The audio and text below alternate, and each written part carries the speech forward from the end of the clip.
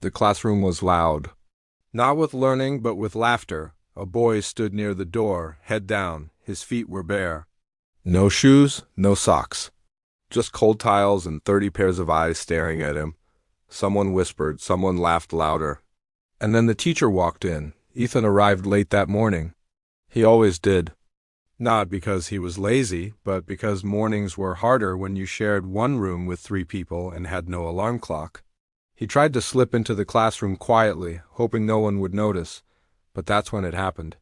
A girl in the front row pointed. "Where are his shoes?" she asked, her voice sharp. Laughter spread through the room like a wildfire. One boy nudged his friend.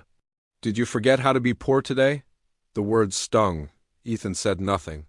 He walked to his desk, slowly, each step colder than the last. He stared at the floor, pretending he couldn't hear them, pretending he was somewhere else entirely. But his hands were shaking, a silent giveaway to the storm of humiliation he felt inside. Mrs. Carter had been teaching for 20 years. She'd seen all kinds of excuses, all kinds of troublemakers, and all kinds of kids who just wanted attention. But she'd also learned one very important thing. Silence sometimes screams louder than noise. She noticed Ethan wasn't writing. She noticed how unnaturally still he was, frozen in his seat. Then she looked down. Bare feet, red from the cold. The snickers and giggles in the classroom hadn't completely stopped yet. Mrs. Carter didn't raise her voice. She didn't shout. She simply closed her attendance book with a soft, final snap, and just like that, the room went quiet. "Who thinks this is funny?" she asked calmly. A few hands that had been cupped over mouths dropped. Other students suddenly found the ceiling very interesting, avoiding her gaze. She walked over to Ethan's desk and knelt beside him, bringing herself to his level. Softly, so softly that only he could hear, she asked, "Where are your shoes, Ethan?" He swallowed hard, the lump in his throat feeling huge. They broke," he whispered, his voice barely audible. "My mom said she fixed them when she gets paid."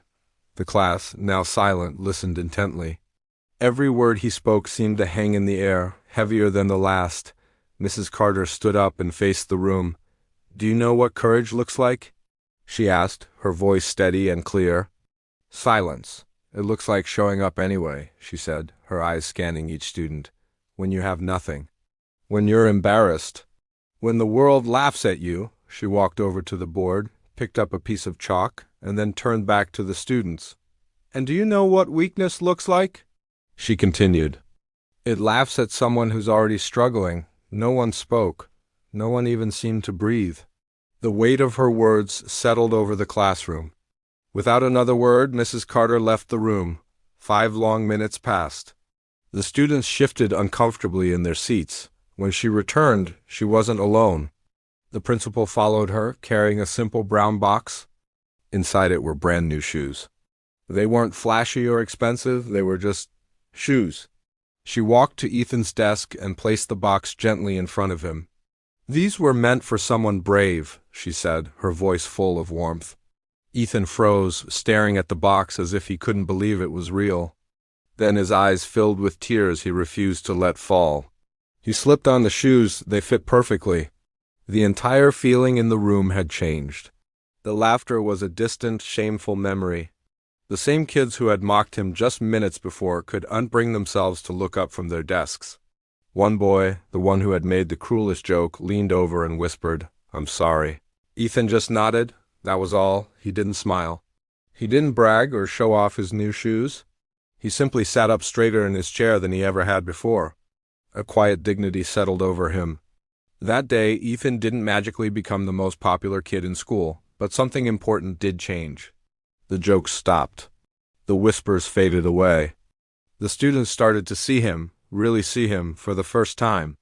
And years later, when Ethan walked across the stage to graduate with honors, Mrs. Carter was in the audience, clapping the loudest.